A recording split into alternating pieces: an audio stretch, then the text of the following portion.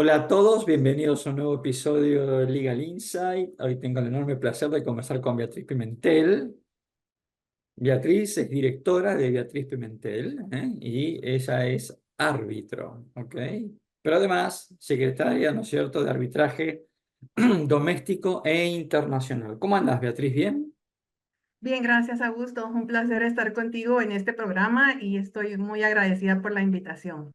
Perfecto. Beatriz es autora, además de un libro, que se llama Las herramientas tecnológicas en beneficio de la celeridad y eficiencias del arbitraje, y justamente sobre eso vamos a hablar en esta charla con Beatriz, que tiene que ver con audiencias virtuales dentro del ámbito del arbitraje. Entonces, a ver, contanos un poquito, Beatriz, pre y post pandemia, ¿no? O mejor dicho, post pandemia. ¿Cómo estamos con las audiencias virtuales? ¿Siguen tan vigentes como en la época de la pandemia o se ha desacelerado eso? Gracias, Augusto. Fíjate que antes de la pandemia, pues ya existían las audiencias virtuales, pero como algo excepcional en el caso de peritos o testigos que no pudieran estar presentes en las audiencias. Pero con la pandemia, debido a la necesidad, pues se hicieron de forma masiva Ujú. y todos los usuarios del arbitraje se vieron forzados a adaptarse a estas nuevas tecnologías y hoy por hoy las audiencias virtuales se siguen utilizando con bastante frecuencia.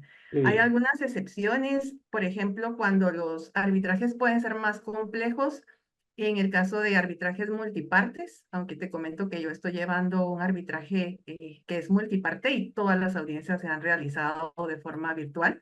Ujú. Pero digamos que esa puede ser tal vez una limitación para que los árbitros o las partes decidan no optar por llevar la audiencia de esa manera.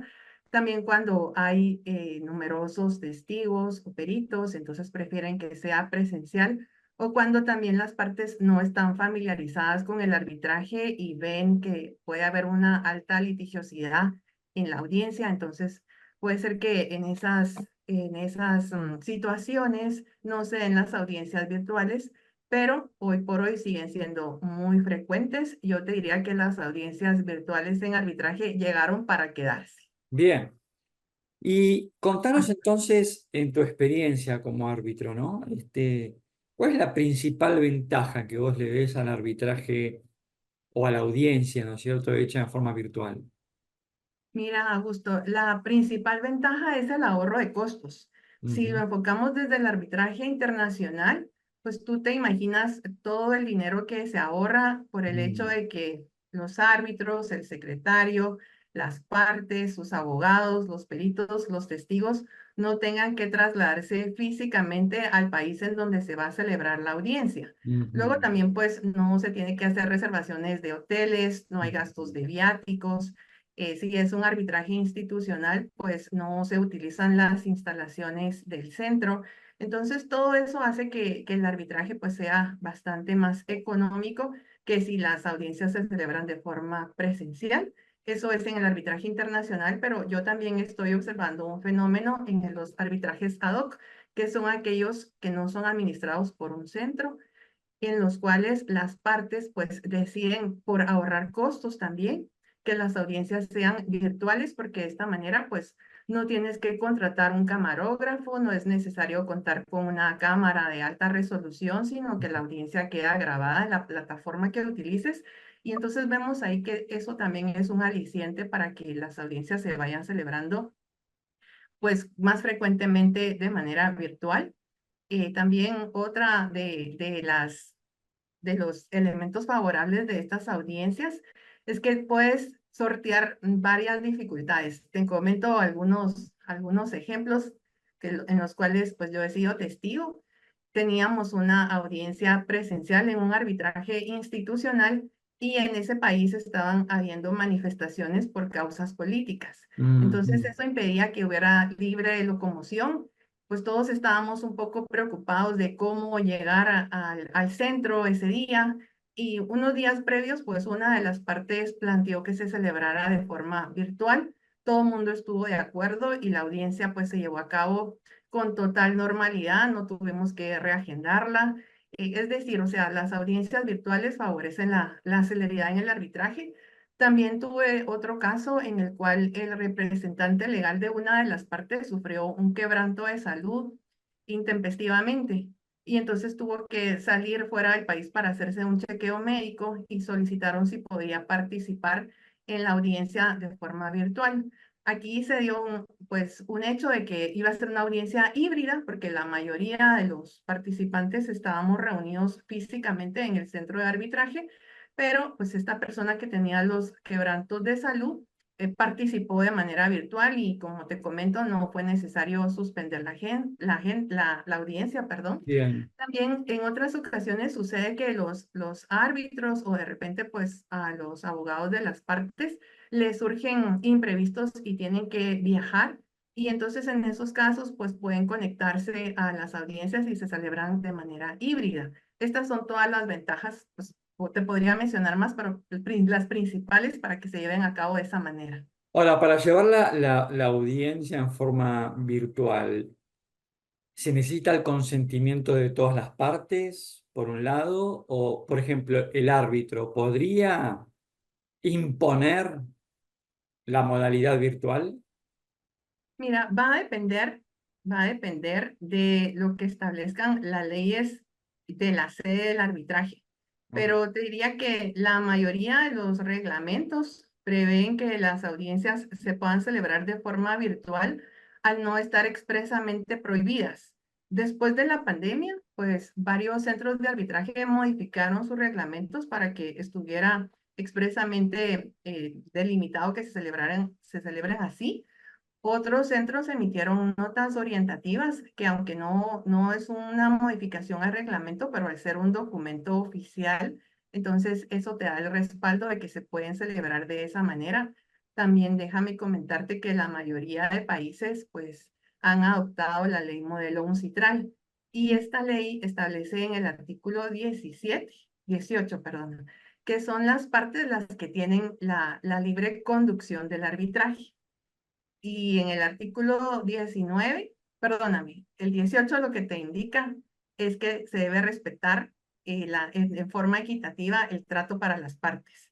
Y el ujú, 19 es este que te comentaba de que son ellos los que tienen la libre disposición de la conducción del arbitraje.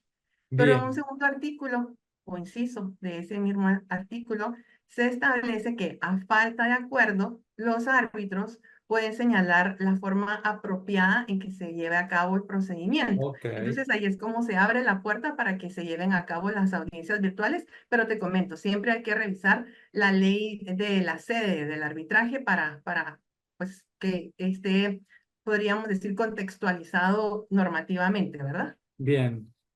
Am, en tu experiencia, ¿no?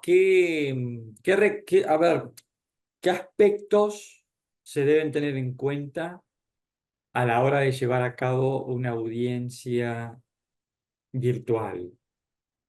Lo más importante es asegurar el derecho de defensa de las partes, es Ujú, decir, que cada una tenga la oportunidad de exponer su caso.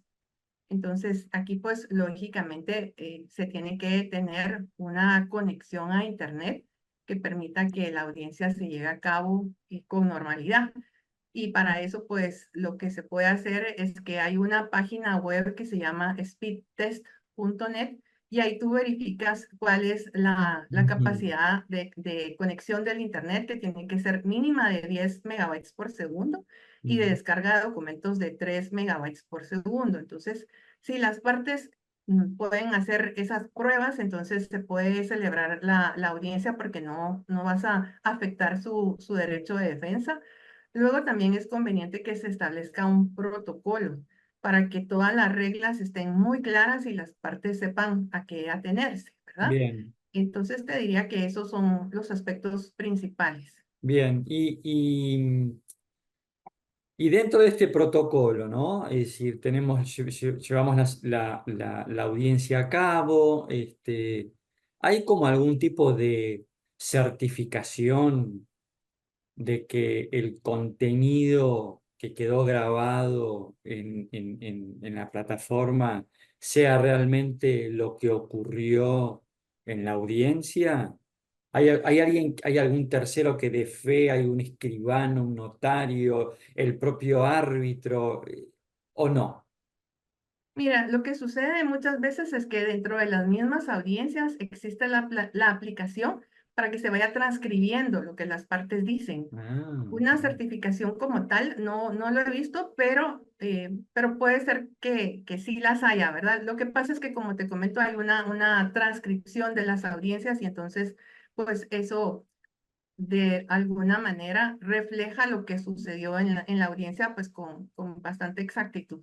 bien, bien, bien. Y para cerrar, Beatriz, en el caso de testigos, ¿no es cierto?, o peritos, que son tan importantes en cualquier litigio, ¿no? ¿Qué nos puedes decir desde tu experiencia? Mira, hay algunos detractores de las audiencias virtuales en el Ujú. sentido de que consideran que al ser la audiencia virtual se pierde parte del lenguaje corporal, ¿verdad? Y Es verdad. pues es lo que manifiestan, aunque yo no comparto tanto ese criterio porque he estado presente en audiencias virtuales y en audiencias físicas y he visto que en las audiencias físicas, pues los testigos o los peritos, bueno, salvo que sean personas muy experimentadas, ¿verdad? Pero sí se sienten como muy tensas.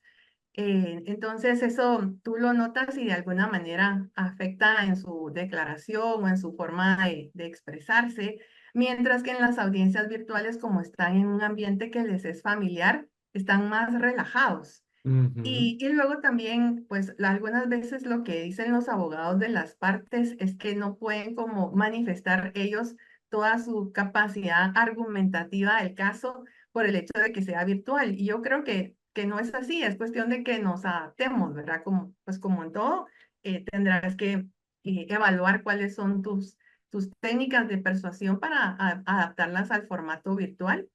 En este tipo de audiencias, lo que es importante es asegurarse de que tanto el testigo como el perito no vaya a tener una injerencia externa de un tercero y eso Ah, pues ahí a eso te iba a preguntar, ¿no? Es sí, decir, cómo hacemos para garantizarnos en una audiencia virtual de que el perito o el testigo no esté siendo guionado, ¿no es cierto?, por quien está detrás de cámara, ¿no? claro. ¿Se encontró algún tipo de solución a esto?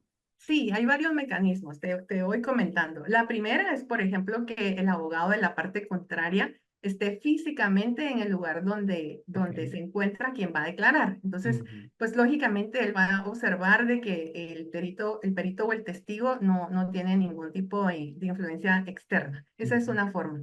Otra es que coloques dos cámaras, una pues que enfoque al testigo y otra que enfoque a su entorno, ¿verdad? Ujú. La tercera es que ahora hay cámaras 360 grados, entonces pues ahí te dan una visión panorámica del testigo y de la sala, entonces tú puedes corroborar eso. Bien. Luego también pues se puede colocar la cámara un poco más alejado para tener la visión del testigo y de su entorno.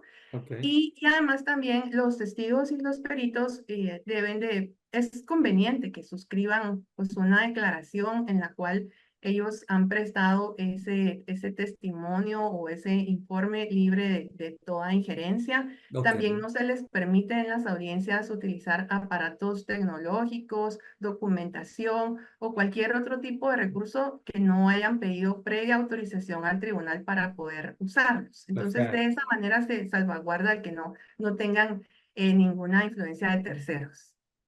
Excelente. Hemos conversado con Beatriz Pimentel, como habrán escuchado, una experta árbitro, autora del libro Las herramientas tecnológicas en beneficio de la celeridad y la eficiencia del arbitraje. Beatriz, fue un gusto conversar contigo y bueno, te esperamos en otro Legal Insight. Muchas gracias, Augusto. Muchas gracias. Que pases feliz día.